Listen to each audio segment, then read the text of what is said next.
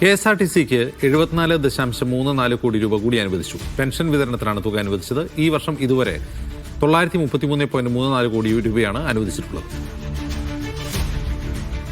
RB സനൂപുകളുമായി ചേരുന്നു. സനൂപ്, ഈ KSRTCയിൽ എന്തെങ്കിലും കുടിശ്ശികയുണ്ടോ ഇപ്പോൾ?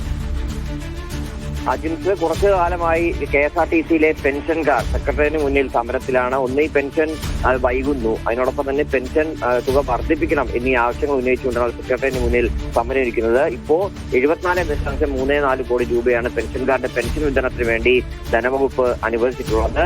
അതുപോലെ കുറെ കണക്ക് കൂടി ഇപ്പോൾ പറയുന്നുണ്ട്.